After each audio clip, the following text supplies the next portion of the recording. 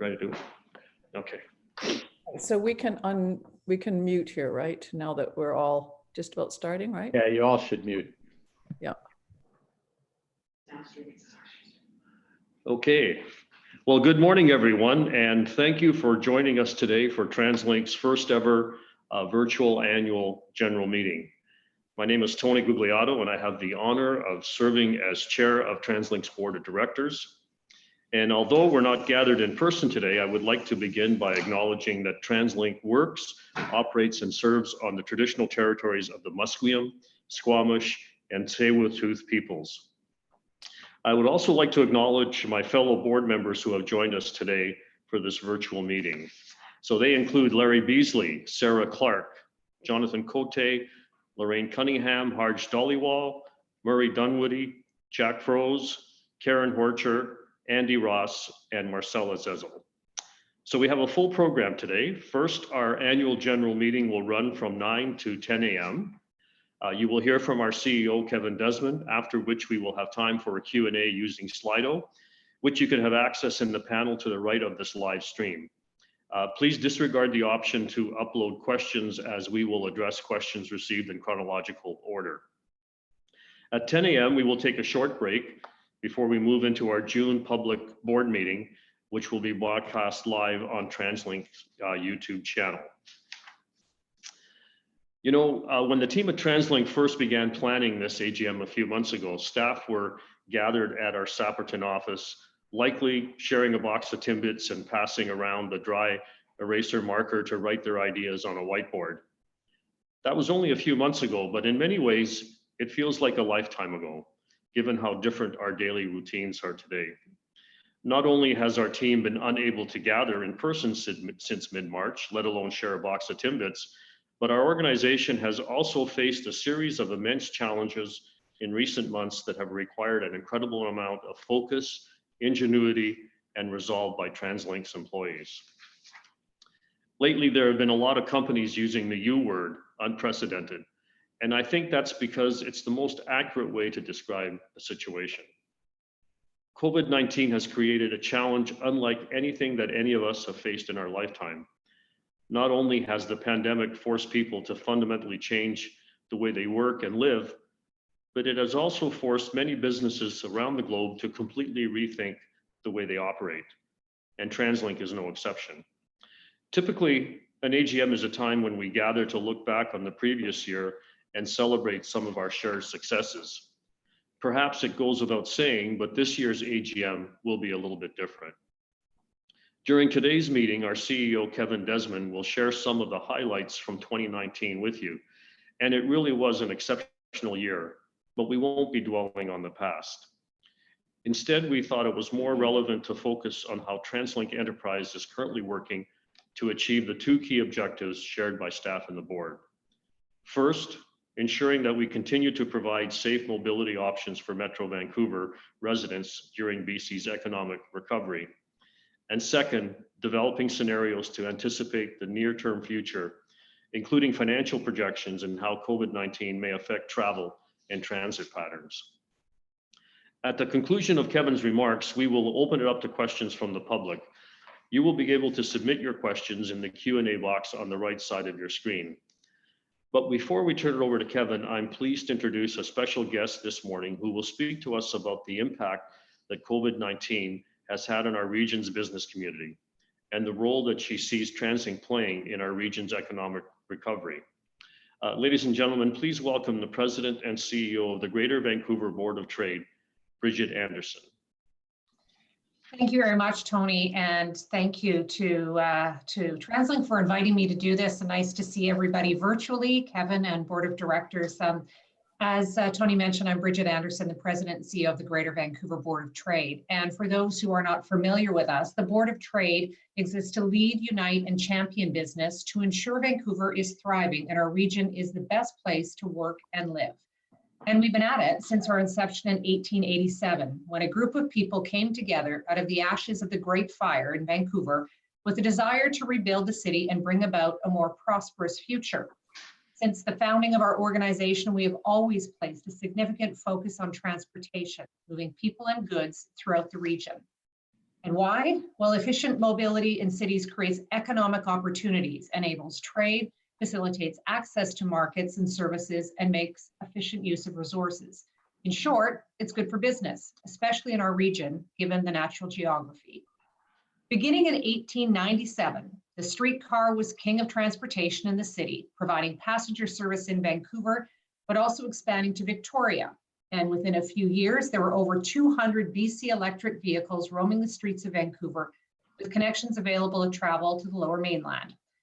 Fast forward to 1999, and our organization was directly involved in the creation of TransLink, an organization and model that works well, but has been at times underappreciated.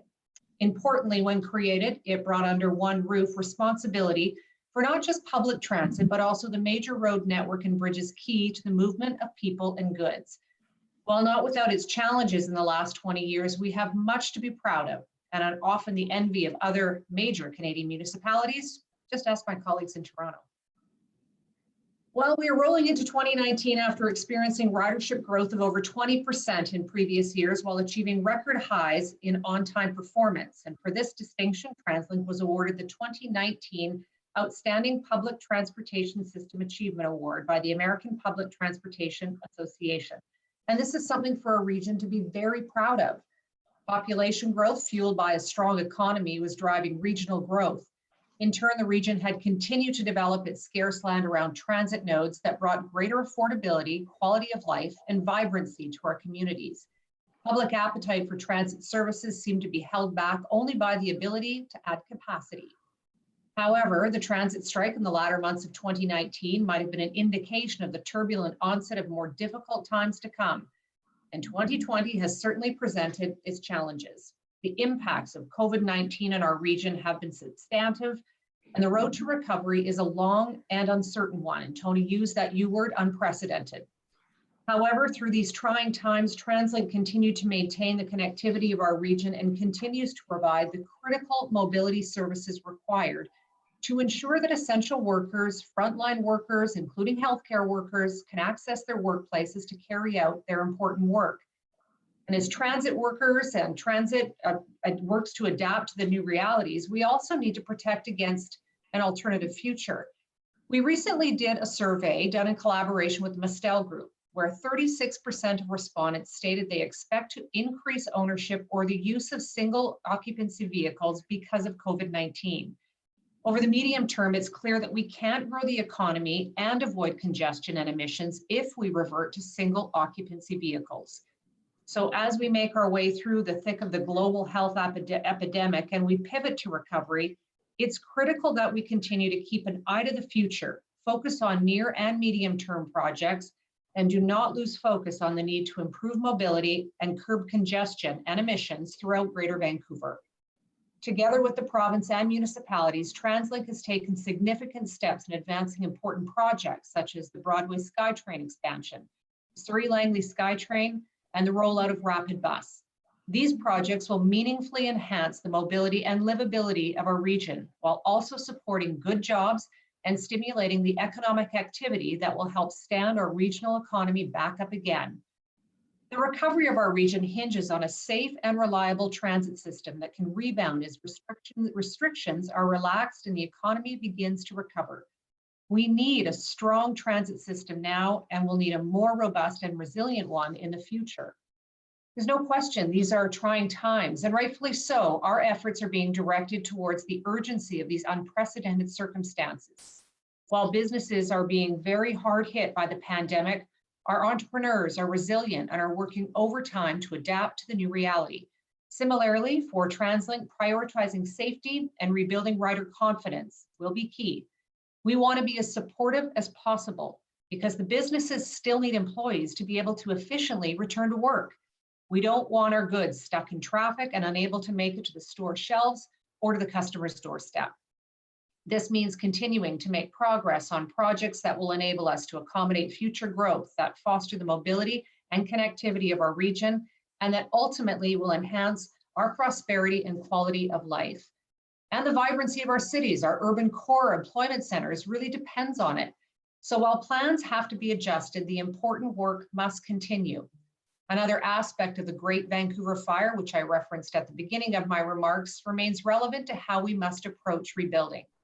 During the crisis, it was the first responders from the Squamish Nation who launched canoes and paddled across the inlet to rescue people in the water. In the short time following that crisis, many significant things were achieved. The foundation of BC's public university system, the Heather Pavilion at the Vancouver General Hospital, the Vancouver Stock Exchange, and the founding of iconic companies like Purdy's and H.Y. Louis. In short, the community, business, labor, governments, and residents came together during and following that crisis to lay the foundation for the community we have today. So collectively, let's continue the important work of planning and building for the future to bring about the region we aspire to be. Thank you very much. Great, thank you very much, Bridget.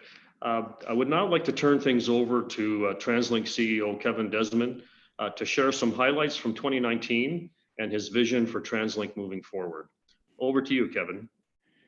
Thank you, Tony, and thank you, Bridget, for those inspiring remarks, bringing us from a little bit of the past into the present and very much laying the groundwork for the future. So very much appreciate, Bridget, your remarks and the enduring support of the Greater Vancouver Board of Trade. Before I get started with the main program of the AGM, I want to take a moment to acknowledge that even as we're struggling with the implications of the pandemic, we find ourselves at a pivotal moment in our community discourse. Over the past few weeks, we've all witnessed a groundswell of public support against racism and discrimination, which has led to protests and demonstrations across the globe, including here in the Lower Mainland. As the CEO of TransLink, one of our region's largest employers and an organization that serves 500,000 people every day, I want to make it crystal clear that our organization condemns racism categorically and without reservation.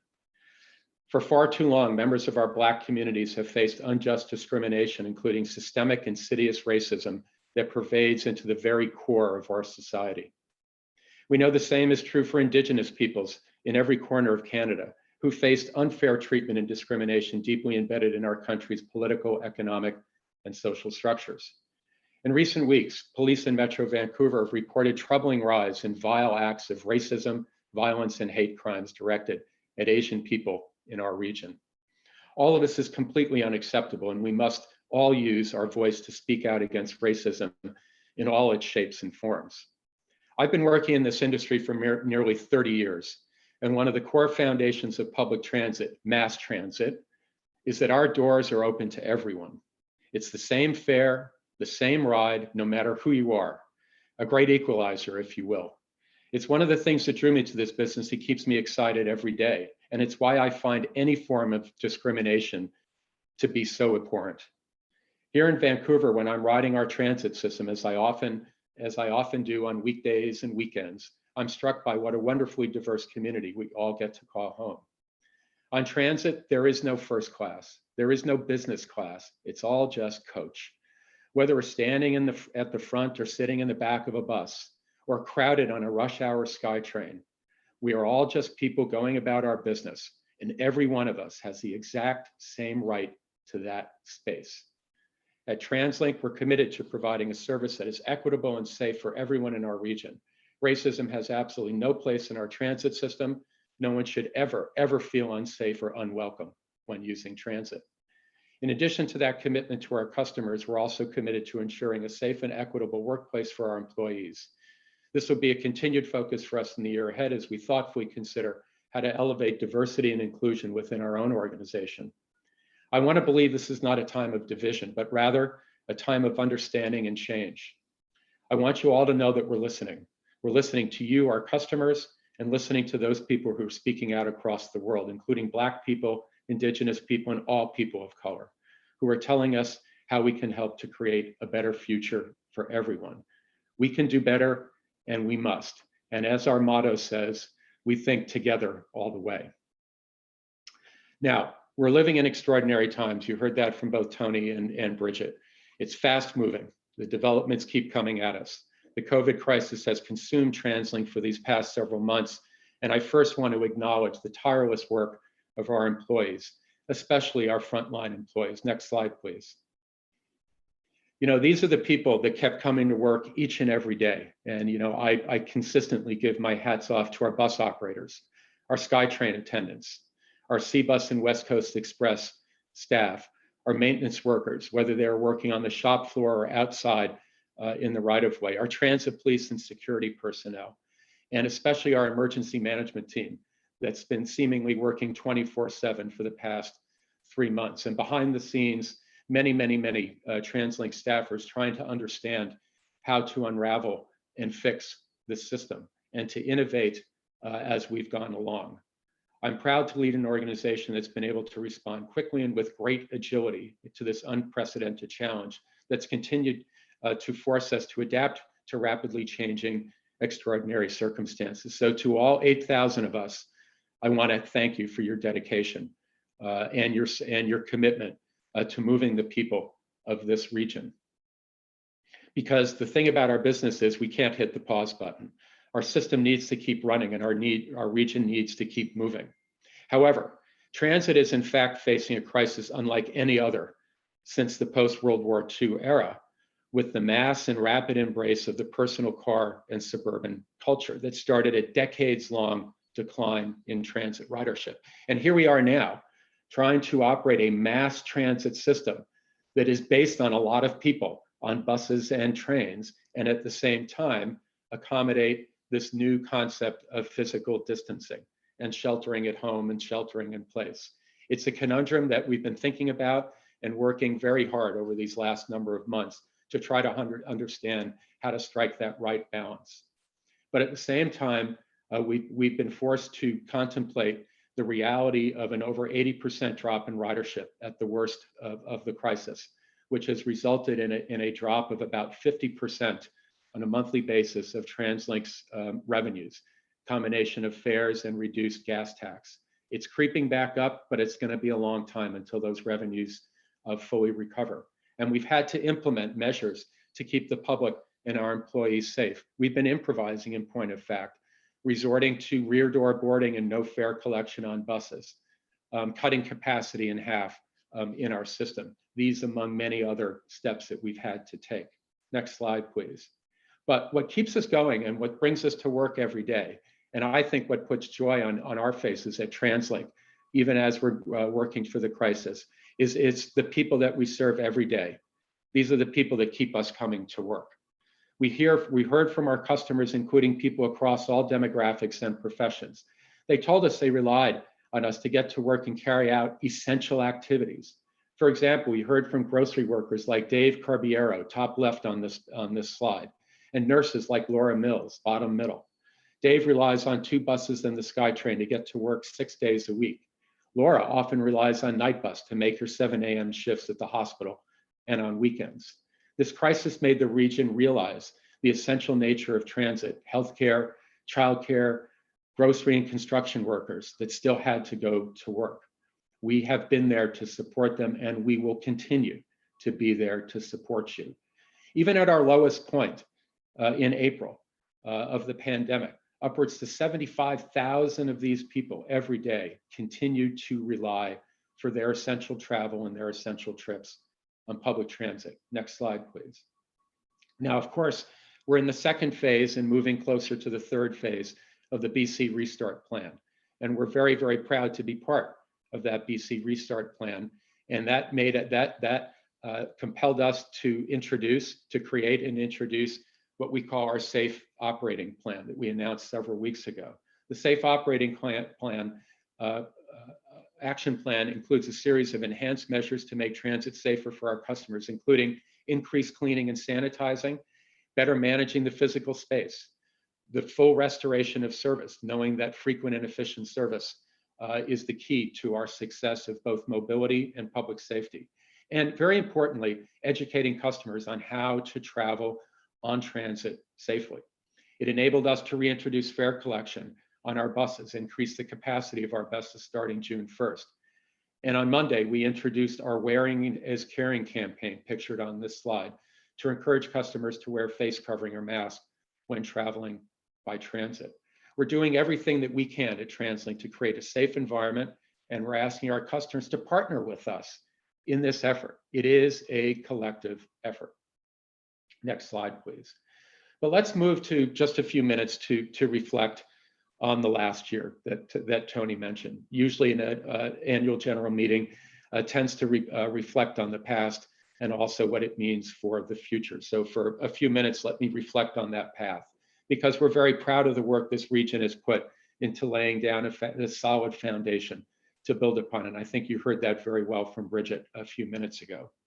In today's COVID-19 reality, 2019 feels like a lifetime ago, but there were many important milestones and achievements that deserve to be celebrated. We had momentum in 2019 and going into 2020. From 2016 to 2019, we experienced ridership growth of some 21%, leading all of our major urban system peers in North America for that ridership growth, while at the same time achieving record high on-time performance for both SkyTrain and our bus system.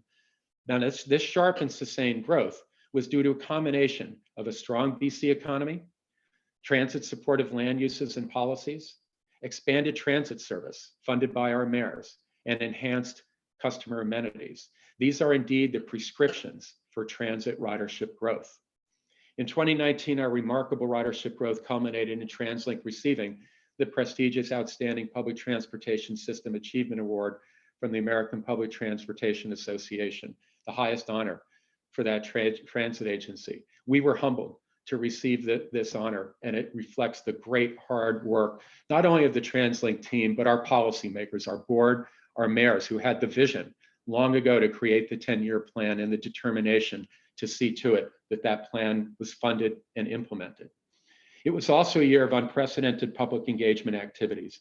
Transit plans, major projects, our 30-year transportation plan. It's always our goal at TransLink to reflect the interest of the public as we manage the present and chart out paths to the future. Next slide, please. We've been delivering for our region, and I've been very proud to see that virtually all of our commitments from the major expansion plan funded by the mayors and the board have been implemented on time and within scope. Over the course of 2019, we rolled out unprecedented service increases across our region. It was also exciting time for fleet renewal, more SkyTrain cars, double-decker buses, which, by the way, was an idea that was stimulated at my very first AGM in 2016, and adding another C-bus to reduce peak travel times. We continue to advance our major projects, the Broadway Subway project, which should be under construction next year. We continued work with public engagement and advanced planning of the Surrey Langley SkyTrain. And all along, we've been inching closer to fully implement the Transport 2021 vision that was laid out well over 20 years ago in this region. We finalized the rollout of our new rapid bus service. You can see pictured in the image after years of planning and collaboration with our municipal partners, and rolled out the first of the new services in the first week of 2020. Last but not least, we continued to lead the way on sustainability with our new pilot project with 4 zero-emission battery electric buses, which is showing the way to how to fully implement our low carbon fleet strategy and seize the moment to fully electrify our fleet over the next decade, if we can find the funding and the determination to do it, all the while continuing to update our physical facilities to make them more energy efficient. Next slide. Our customers mean everything to us. We need to attract new and retain existing customers. That is fundamentally my obsession. If we're focused on that all the time at TransLink, we ought to be focused on all the right things. A year ago at our AGM, we released our Customer Experience Action Plan, a 7-year framework that includes 62 initiatives and projects. Since launching this initiative, I'm happy to say that we've completed more than 50% of the projects in the plan to improve the customer experience, including upgraded SkyTrain stations with real-time information displays, rolling out the Compass Mini, which was a big hit, customer information kiosks, and a new trip planner and mobile-friendly website. Reflecting on the past year and all of our achievements is truly bittersweet, though, even as we're sitting here now in the midst of COVID and thinking about how we recover from this particular crisis. Looking back on our accomplishments and what the future held in store for us is a time for reflection. But to me, looking into the past and what we had planned for this year and how we see the future unfolding does excite me, because I think there's great promise for our region. Next slide, please. Even though we're in the midst of managing this existential crisis, we're thinking about what the future looks like. Physical distancing, face coverings, remote work, traffic calming, a lot of rapid societal changes in a short period of time. Will these be permanent? Will these be temporary? How can we leverage this moment of temporary openness to change? We need to learn from this pandemic and push forward while not losing sight of the values that have brought us to this point. The pandemic has forced us here at TransLink to change how we deliver our services, but it has not changed why we do what we do, nor in my view, has it changed the fundamental requirements of metropolitan mobility. Next slide, please. And we have a good understanding, I believe, of the region's values based off of the insights gathered through our Transport 2050 project last year. We held the largest public engagement in TransLink's history to shape the region's new 30-year transport strategy. We heard from over 150,000 people last year through conversations, surveys, town halls, and many pop-up events throughout the region. What we learned is the public places a high value on our extraordinary natural environment and outdoor pursuits. The people value convenient connections to shops, amenities, jobs, school, overall mobility, and that people value really good choices in how they get around, in particular, more and better transit. We also understood and really reiterated what the big concerns of the general public were: climate change, congestion, housing affordability. We all knew those were the big concerns, and we just reaffirmed that through our public outreach. I believe these values and core concerns will not only continue to shape our thinking over the next 30 years, but should also influence the region's recovery efforts. The next phase of 2050 engagement, which we'll resume that next year, will build on this work and will help us understand post-COVID adaptations. Next slide, please. Now, what's at stake, however? And I think Bridget touched on this a little bit. In the short term, clearly the economy. We're all concerned about the economy. What is the rebound? How quickly can we rebound to the pre-COVID economic activities? Right now, we're off to a good start, but we don't know what even the near-term future holds in store. But the short-term recovery is absolutely critical to the long-term prosperity of Metro Vancouver. Let's not lose the urban vitality, the hustle and bustle, and the vibrancy of our cities. Cities are the center of creativity and innovation, and cities are in a state of constant evolution. An effective public transit system is both a symbol and facilitator of flourishing urban regions. That's why we need to continue, in our view, advancing high-capacity transit, even as our cities explore new ways to enhance active transportation features. And we're already seeing that, not only in Vancouver, but in cities throughout North America and the world. Next slide, please. Bridget also touched on this with the survey from the Mustel Group. As the economy restarts, people may be inclined to abandon transit and return to work in their personal cars en masse, and that will contribute to road congestion. Traffic's already building back up to pre-COVID levels, and with it, greenhouse gas emissions. We had, if there was any silver lining to the crisis, it was a reduction, very, very temporary, in GHG emissions, and it's all coming back. Congestion affects our quality of life and hinders the efficient movement of goods. This is important because it doesn't just negatively affect our quality of life. Congestion also hampers the efficient movement of goods in our region, one of the most important trade corridors in all of Canada. In fact, the C.D. Howe Institute estimates that the economic cost of congestion to our region is between $500 million and $1.5 billion every year. As a society, we can't afford to make the same mistakes and undo decades of progress. Again, I go back to that post-World War II environment where the car became king and ushered in 3 or 4 decades of declining ridership throughout North America. And look what that wrought for us. Let's not go backwards. Next slide, please. And similarly, climate change remains a very, very real threat. That's not changed either. The province remains committed through its Clean BC policy, just as TransLink remains committed to our policy to reduce GHG emissions by 80% by 2050 and 100% renewable fuel sources. Our approach to mobility and land use supports clean, efficient solutions that will help people and goods move efficiently in our region. Transit and active mobility continue to be among the most immediate and impactful ways for individuals to take climate action and reduce their carbon footprint. The smart decisions that we make today will set us on a good path forward for recovery and beyond. Instead of going backwards, we have an opportunity to advance. Next slide. Now, with disruption comes the opportunity to do things differently, to change and improve. And TransLink over these last couple of months, boy, we've demonstrated we can move fast.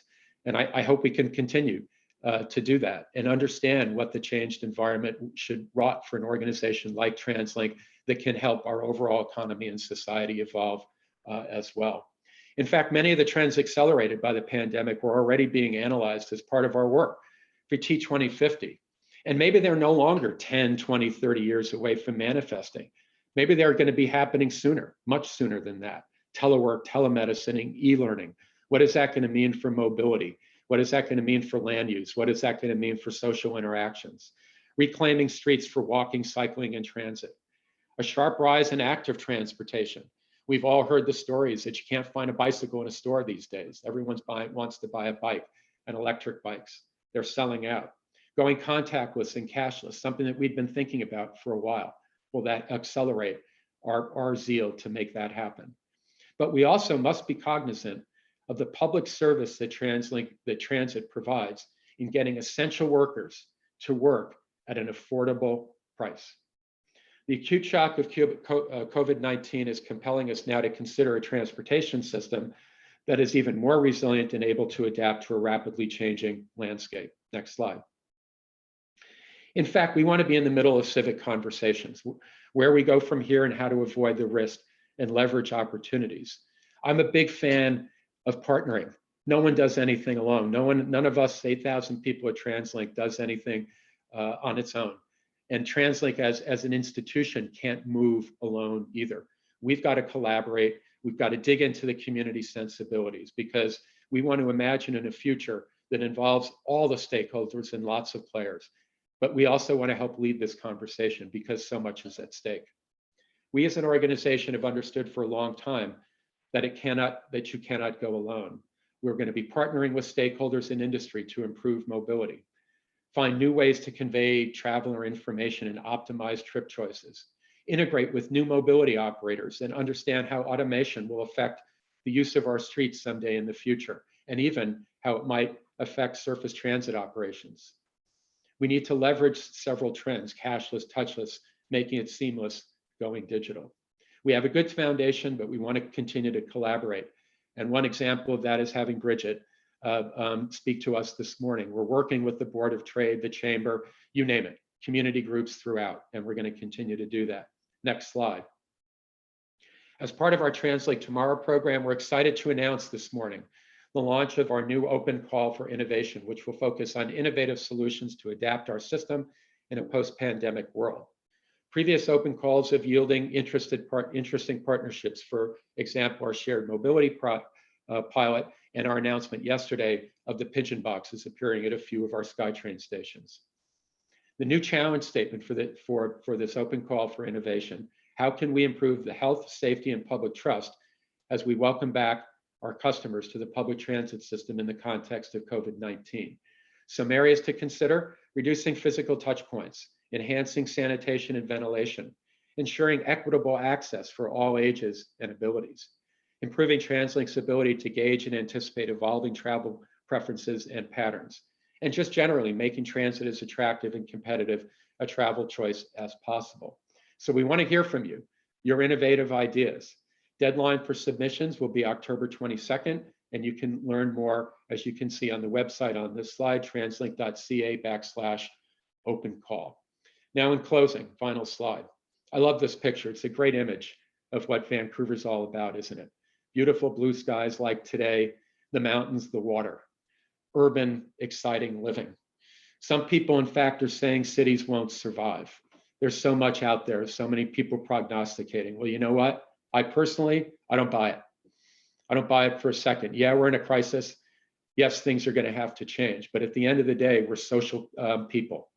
Cities are where wealth is generated, ideas created, culture thrives, where people can be healthier. Cities are the engines of the economy. The core tenet of cities is bringing people closer together in these productive centers. And transit, again, as I've said before, tends to be both a symbol and a facilitator of that active, vibrant urban environment. And cities require great transportation, great mobility, and efficient goods movement. The pandemic will bring a trajectory of city building, will bend the trajectory of city building for a year or two, but we'll be back and we'll build back even better. What's our principle for rebuilding? Confidence and trust. Confidence in our ability to keep our customers safe and trust in our ability to keep this region moving. Thank you, and I'll turn it back to Tony. Thank you, Kevin, for that exciting presentation. And also thanks in particular for your opening remarks on racism. It was well said, and we all agree with the sentiments expressed.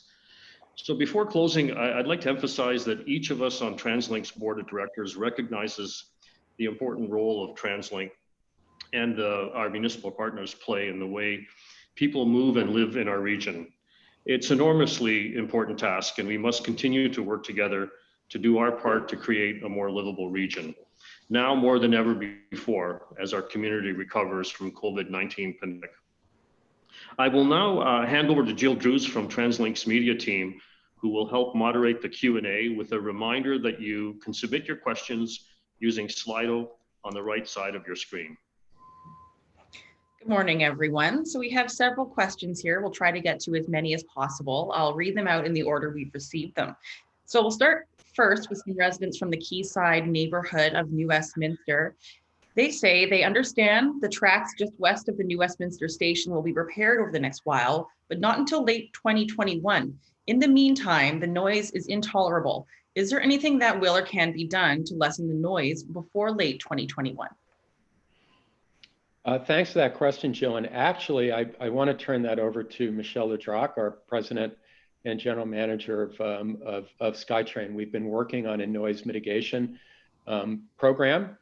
We're trying to make sure that that can continue through the financial difficulties that we have. But Michelle, could you maybe briefly respond to that question from the good people of New Westminster? I'm happy to. I don't think it needs to be as bad as it is today until 2021. We had already planned to do the grinding early this year, well ahead of summer, because we know that this might become an issue. Unfortunately, due to COVID-19, our contractor wasn't available early spring, so now will all happen in November. What we're doing in the meantime is we're slowing down our services to basically reduce the frequency of the sound levels. We're constantly monitoring it. And if we have an opportunity to grind, we will definitely do so sooner rather than later.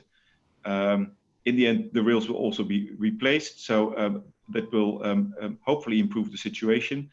But for now, we're mainly reducing speeds of our services, which we can do to a limited amount, because otherwise we won't be able to provide the capacity required to allow physical distancing.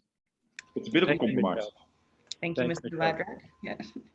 Our next question comes from Mia Khalifa. She asks, will the Millennium Line eventually see Mark III trains like the Expo Line recently received? How much do you estimate the Arbutus Line will cost? So I guess we have two questions there. Let's start first with the idea of Mark III trains on Millennium Line. We'll go back to Michelle yet again. This is something that we need to consider with planning. There's nothing that stops us from operating Mark III trains on the Millennium Line. The question is always, how do we balance capacity versus demand? Mark III trains have high capacity levels, but the highest demand is on the Expo Line. So that drives our decision making. As soon as we see that we need to balance that out, there's nothing that stops us from putting Mark III trains on the Millennium Line. In the meantime, we're also expanding our fleet of Mark III trains. So the chance that we at one point will operate Mark III trains on the Millennium Line will increase, but not today. I would also point out one of the major elements of the current 10-year plan phase 2 expansion program would have us purchase upwards of 200 additional train cars. That would be to begin to retire the original Mark I cars, but also then introduce well over about 100 expansion fleet. These will be the most modern, obviously state-of-the-art cars. So over the course of this decade, we will be replenishing and revitalizing our fleet. Then the second question, Jill, I think was, what is the budget for the Broadway subway? The question asked about the Arbutus line. I know the Broadway subway budget is well known. Maybe we could talk a little bit about the idea of SkyTrain from Arbutus onward to UBC. Well, we've been looking at that. That is a program envisioned in the 10-year vision. We've been doing some preliminary development work on the corridor from Arbutus to UBC. We've been out in the community and we've been working closely with our partners, particularly the City of Vancouver and UBC. So we have a lot more work to do. The schedule to complete this round of work is about the end of the year, early next year. We'll have a lot more information for the public in the fall, where we will be doing another round of public outreach. So stay tuned. And we'll be having information at both board meetings and mayor's council meetings throughout this year. Our next question involves, I suppose, transit usage in Metro Vancouver when you compare to other major Canadian cities. We are being asked what the rides are per capita in our region and what the hours are per capita. So I suppose, how does Vancouver stack up when it comes to usage of transit as a percentage of the overall population? That's a great question. Jeff Cross maybe has the data, but I will say, you know, I'm from New York originally. I started my career there and then years in the Seattle region. Our system really punches well above its weight. It's a phrase we like to use. I forget the exact stat. I think we're the 21st largest metropolitan region in North America, but our transit ridership ranked, I think, in number 5 or number 6 in North America. So on a per capita basis, we carry a lot of people on public transit. In fact, our surveys also suggest that almost 80% of all people who live in the Lower Mainland use transit at least sometimes, whether they're a regular user 5 days a week, commuting, going to school or whatever, or occasionally use it to go to a hockey game or an event at BC Place or the theater or something. So it's a very, very well-used system, and it's a double-edged sword. It's a very well-used system. It's comprehensive throughout the region, but it's also resulted in a lot of overcrowding. So prior to COVID, if anything, with that large 21% increase in ridership, we were having some trouble keeping up with demand. I don't know, Jeff, if you have any stats that you want to add real quick. Just quickly, that at a regional level over the last 4 to 5 years, we've actually caught up very close to where Toronto and Montreal are, who had a big head start on us, obviously, as larger, more urban cities for a long time. So we are very similar when you include both the inner core and the suburbs at those levels. So we're probably number 2 or number 3. And I just want, that's Jeff Cross, who's our Vice President of Policy and Planning. Our next question is regarding masks. We have heard earlier in this week that TransLink has launched a campaign, Wearing is Caring, to promote mask use on the system. Now, this customer asks, when will these masks be handed out to the general public, or when will they be available? Well, actually, we started handing them out on Monday, and we'll have little pop-up kiosks for our customers handing out the masks. We're making something on the order of 15,000 masks available to folks. So you should look for that at these kiosks. You know, I think on the topic of masks, it's an interesting issue. We think about it all the time. I think there's a growing sensibility throughout the world that wearing a mask in public places where you can't physically distance, and that's going to be the case on a bus or a SkyTrain vehicle or a C-bus, that please wear a mask. And it's more to protect your fellow customer. That's why we call it Wearing is Caring. And that's really what we're asking folks to do. So whether you get a mask through us at TransLink or many other ways that you can get a mask, please, if you can, please wear a mask when you're taking the bus or the train. All right, our next question is from Nathan regarding corporate structure. We have many different operating companies under the TransLink umbrella with different unions. And I suppose this question deals with the cost of that.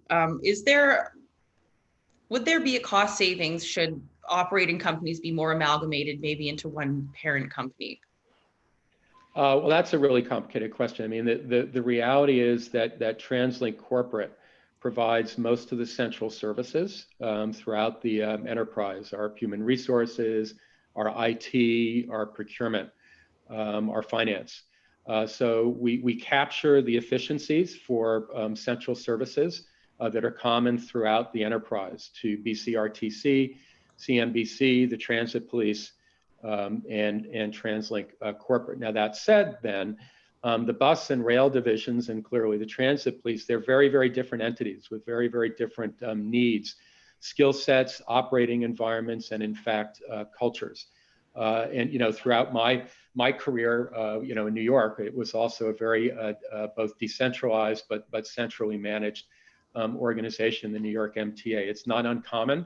We're always looking for efficiencies, but to create it as a single entity, I don't know that would necessarily change the basics of our financial structure.